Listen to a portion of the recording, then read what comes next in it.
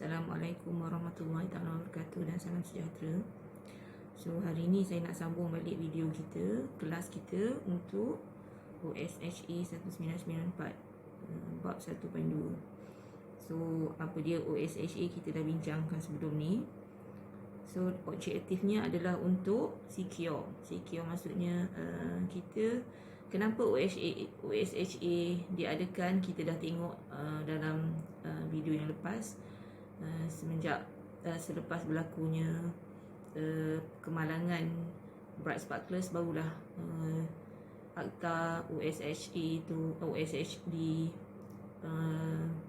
dilancarkan lah, maksudnya diguna pakai untuk seluruh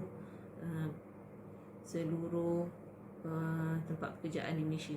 So objektifnya adalah to secure the safety, health and welfare of person at work, to protect the other person at the place work. Maksudnya akta ni adalah untuk melindungi keselamatan, kesihatan dan kebajikan orang yang bekerja, dan untuk protect orang lain juga dalam tempat kita bekerja, untuk promote persekitaran pekerjaan untuk orang yang bekerja, untuk adapt dengan psikologi dan physiological needs untuk setiap orang, dan untuk memberi sebenarnya kepada semua orang yang bekerja kesedaran berkenaan undang-undang pekerjaan lah. Sepatutnya itu yang sebenarnya, sebab sebelum ni kalau kita tengok banyak juga majikan menidakkan kebajikan, keperluan kesihatan pekerja.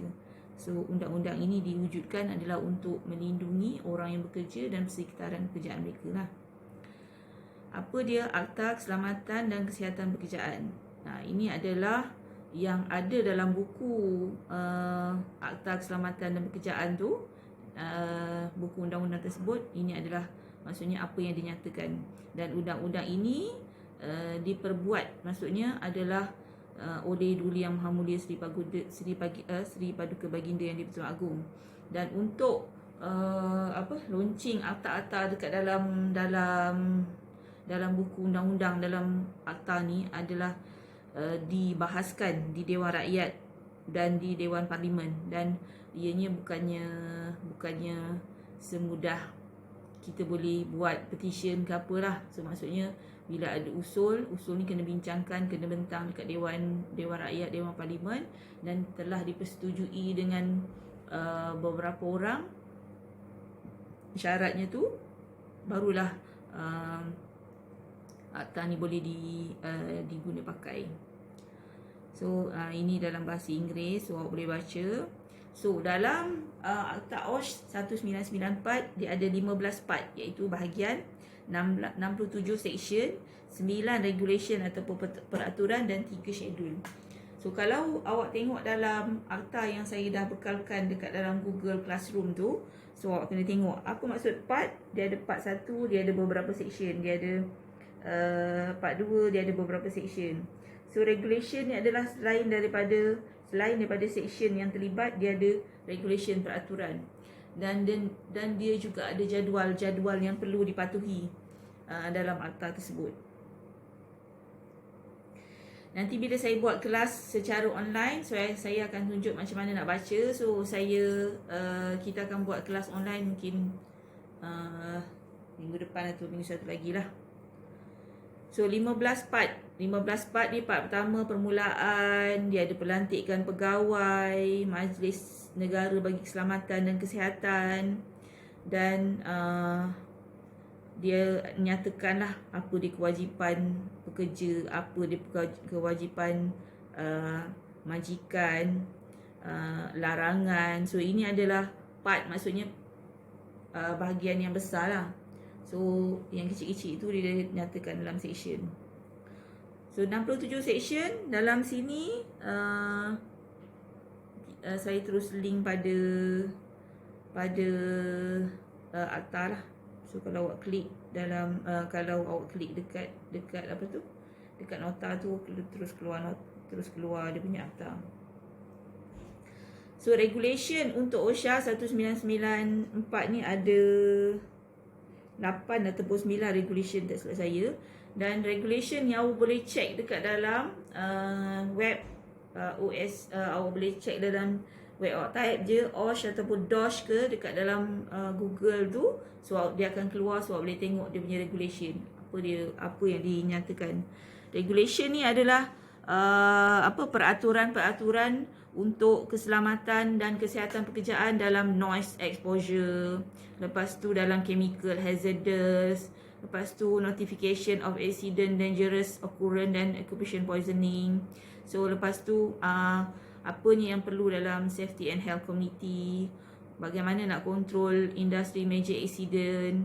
So yang ini semua adalah dalam regulation, dan regulation ni memang awak boleh tampak, awak boleh tengok sendiri dekat dalam web dia. Memang ada dalam web. So yang ini adalah schedule. Ada 3 schedule. Schedule pertama, dia mengandungi kecederaan badan yang serius. So maksudnya dalam schedule ni dia nyatakan apa dia kecederaan badan yang serius. Kalau awak tengok dekat dalam file akta yang saya bekalkan tu, bawah sekali tu dia ada, bawah awak dah hujung tu dia nyatakan apa dia schedule. So jadual kedua adalah kejadian berbahaya. So apa dia berbahaya, apa dia merbahaya, adakah merbahaya dan berbahaya yang betul. So yang itu kalau ikut kamus Dewan Bahasa, kita gunakan berbahaya bukannya merbahaya. So jadual ketiga adalah berkenaan dengan keracunan pekerjaan dan penyakit pekerjaan. Kenapa ada keracunan pekerjaan, penyakit pekerjaan? Apa maksud penyakit pekerjaan? Penyakit pekerjaan ni adalah contohnya kalau awak bekerja di kilang yang buat, contohnya kilang tu buat kerusi. So awak adalah kerja bahagian store di mana awak kena angkat kerusi. Setiap kerusi yang dah siap awak kena angkat. Setiap kali siap je kerusi 100 awak kena angkat dengan badan awak, contohlah. So ataupun awak bawa forklift tapi dengan kapasiti yang lebih. So bila perkara yang sama awak ulang-ulang, contohnya awak bawa kerusi dengan badan awak 100 biji kerusi, 100 unit kerusi yang awak pikul dekat belakang badan awak tu, awak lakukan di setiap hari dalam tempoh yang panjang. Contohnya selama 4 jam kerja awak bawa kerusi, angkat daripada, walaupun lokasinya cuma 10 meter daripada lokasi A ke lokasi B tu, daripada tempat A ke tempat B tu, tapi bila awak ulangnya dalam tempoh 4 jam setiap hari, so dia akan mendatangkan kepada sakit belakang. So sakit belakang ni kalau kita ulang selama setahun, 2 tahun, dia akan menjadi satu penyakit yang memang bahayalah bagi awak, sebab dia akan mendatangkan kerosakan bagi pada tubuh badan kita, dan itu disebut juga penyakit pekerjaan. Ataupun contohnya awak bekerja di kilang buat kilang kayu, kilang buat perabot. So setiap hari walaupun awak pakai mask, tapi mask yang dibekalkan tu mungkin dia tak protect daripada partikel-partikel halus tu masuk ke dalam tubuh badan awak. So ada kala pula mungkin awak tak pakai mask. So partikel-partikel halus tu bila masuk dekat dalam paru-paru kita, dan dia akan jadi lama-lama dia akan jadi penyakit. Mungkin jadi lelah, mungkin jadi asma, dan lama-lama mungkin boleh jadi kanser paru-paru. So kita sambung kita punya kelas. So selepas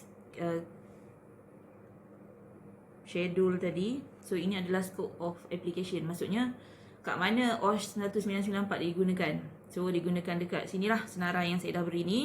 So manufacturing, semua ada. Dan kecuali OSHA 1994 Act 514 tidak digunakan dalam industri, dalam ketenteraan, dan juga dalam kapal, di mana kapal dia tertakluk kepada Merchant Shipping Ordinance lah. Dia ada punya akta dia sendiri, dia tak tertakluk pada OSH. Dua ni, ketenteraan dan perkapalan. So yang ini adalah definition yang kita boleh nampak dekat dalam akta yang saya dah bekalkan tu. So apa dia employee, apa dia employer, apa dia ni, semua ada dalam tu. So ini adalah basic yang awak kena tahu, yang kena tengok. So yang ini adalah penting dalam OSH ni, part 4 General duties of employer and self-employed person. So yang ini biasanya yang ini banyak masuk dalam perbahasan. So general duty of employer and self-employed person of their employee, section 15. Yang ini awak boleh baca apa dia duty dia, apa dia without prejudice, apa dia provision dia. So awak kena tahulah benda ni. So yang ini saya masuk dalam nota. Apa yang saya masukkan dalam nota ni adalah perkara-perkara penting yang selalunya ditanya dalam peperiksaan. So ini adalah sambungan daripada section 15, part 4 section 15 tadi. So awak boleh baca semuanya sendiri, dan kalau tak faham nanti kelas online kita boleh bahaskan. So penalty, maksudnya setiap akta yang tidak dipatuhi ataupun didapati oleh pihak berkuasa, dia tidak mematuhi akta-akta yang berkenaan, so dia boleh dikenakan denda ataupun penjara. Dan kalau awak tengok dalam akta ni, dendanya sikit. So denda jika tidak mematuhi section 15, 16, 17 dan 18, yang ini dia tertakluk pada section 19 menyatakan bahawa jika mereka yang sepatutnya mematuhi arahan di section 15, 16, 17 tidak mematuhi arahan, so dia dikenakan fine 50,000. Cuma 50,000. Oh, bayangkan syarikat-syarikat besar tu, kalau dia tak patuhi arahan-arahan tu, dendanya 50,000 je. Dan ataupun dipenjara 2 tahun ataupun kedua-duanya, tidak lebih daripada itu. So dia punya dendanya sangat rendah lah. So part 6 section 24, yang ini general duties of employee. Maksudnya yang ini bila kita jadi employee, maksudnya kita kena tahu apa yang terkandung dalam situ. Apa yang terkandung dalam akta ni maksudnya melindungi employee. OSHA ni dia melindungi majikan dan pekerja. Dan semua orang yang berkaitan di situ maksudnya dia dilindungi. So apa?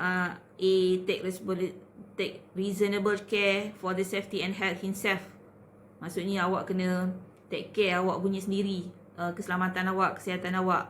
Cooperate dengan employer ataupun dengan orang lain untuk melaksanakan amalan kesihatan dan keselamatan kesihatan dalam pekerjaan. Lepas tu menggunakan semua protective equipment yang dibekalkan oleh pihak majikan untuk keselamatan dan kesihatan. Lepas tu untuk comply, untuk mematuhi arahan ataupun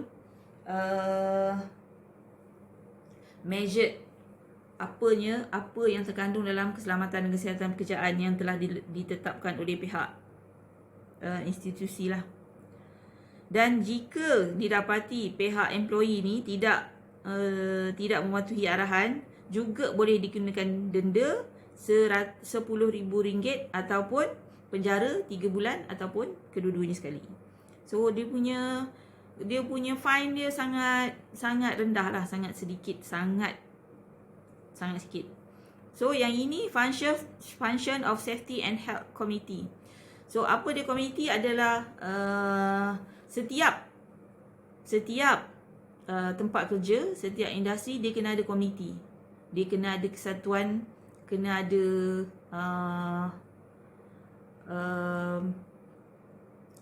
AJK, kena ada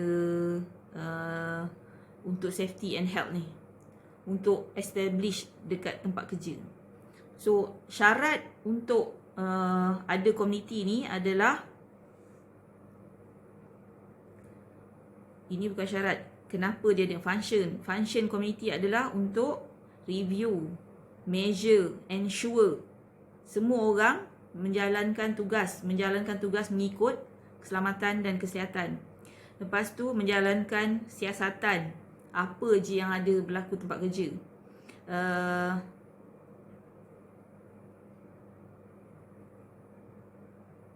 Member community or person employee consider is not safe or risk health, dan which has brought to the attention of the employee.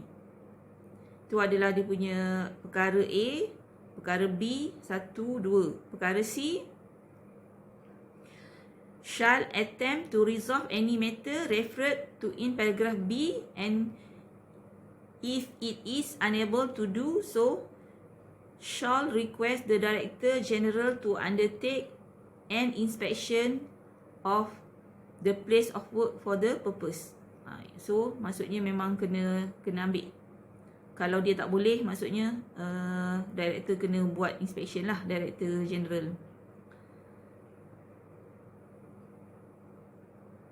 Dan apa-apa jua arahan yang apa-apa jua fungsi yang telah digariskan.